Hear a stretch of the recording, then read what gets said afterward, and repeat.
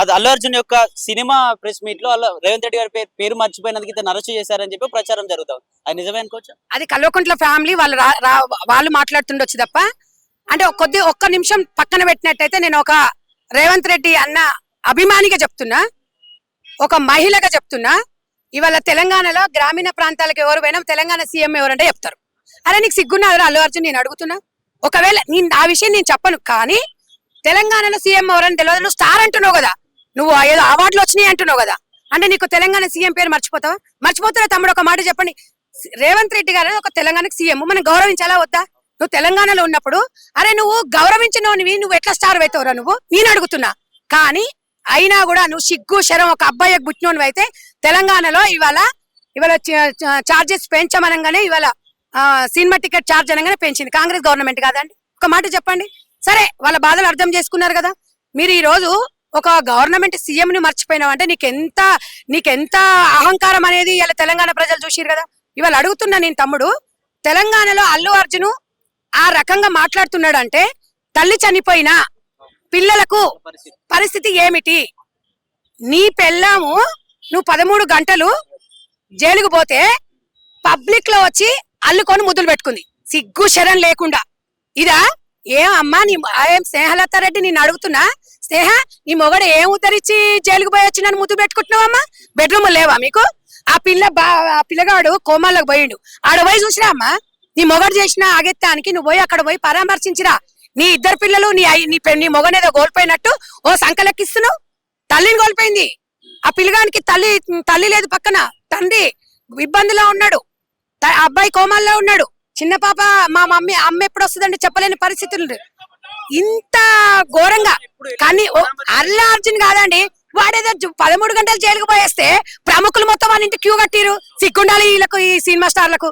ఇలా ప్రేక్షకులు లేకపోతే సినిమా ఎక్కడ ఆడుతుంది? నేను ఒక్కటి అడుగుతున్నా, పబ్లిక్ మీరు కూడా గమనించాలి, పబ్లిక్ వైపు ఉండాలి. అంటే తల్లి చనిపోతే కేసులు పెట్టొద్దు, కేసు పెడితే రేవంత్ రెడ్డి గారు కారణం అంటారు. శాంతి భద్రతల విషయంలో ఒక సీఎం గా ఆయనకు బాధ్యత ఉంది. మీరు ఊహించుకుంటే ఎవడేం చెప్పలేడు, కానీ మీ విజ్ఞత కొదిలేస్తున్నాం తప్ప ఇవాళ తల్లి కోల్పోయిన ప్రాణం 25 లక్షలకు వస్తుందా? అరే ఇలా మీ పిల్లలు చచ్చిపోతే ₹1 కోటి ప్రభుత్వం ఇస్తే మీ పిల్లలు మీకు తిరిగి వస్తారా?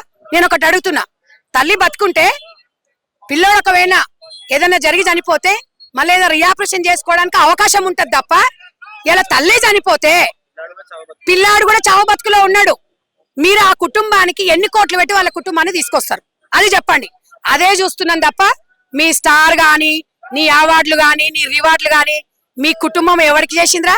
10 మంది అనాథ కుటుంబాలను ఏమైనా తీసుకొని ఆదుకుందా? ఒంటరి మహిళలను తీసుకొని ఏమైనా లక్షాధికారం చేసిందా? నిరుపేద వాళ్ళకు ట్రస్ట్ పెట్టి ఏమైనా చేసిరా? చిరంజీవి అట, పవన్ కళ్యాణ్ అట, వీళ్ళందరూ వచ్చి అలుకుంటురు ఏదో ఈయన దేశాన్ని ఉద్ధరించినట్టు. సరిహద్దులో చచ్చిపోయిన వాళ్ళకు సెల్యూట్ చేస్తాం, వాళ్ళ కుటుంబాన్ని హక్కును చేర్చుకుంటాం. ఇలా నువ్వు ఏం చేస్తావు? ఇంత జరుగుతున్నా కూడా అల్లు అర్జున్ తండ్రి పోయి ఎందుకు మరి పరామర్శించలేరు? అల్లు అర్జున్ కుటుంబం మీకు అంత పేదల ప్రాణాలంటే మీకు అంత అలసా? మీవే ప్రాణాలా? మీరే తింటున్నారా అన్నం? వీళ్ళ మనుషులు తింటలేరా? బతకట్లేదా? వాళ్ళు లేకపోతే మీ బతుకులు ఏడున్నాయి? ఒక్కొక్కరిని ఇలా ఎవరు హీరో బయటకు తొక్కి పడేయండి.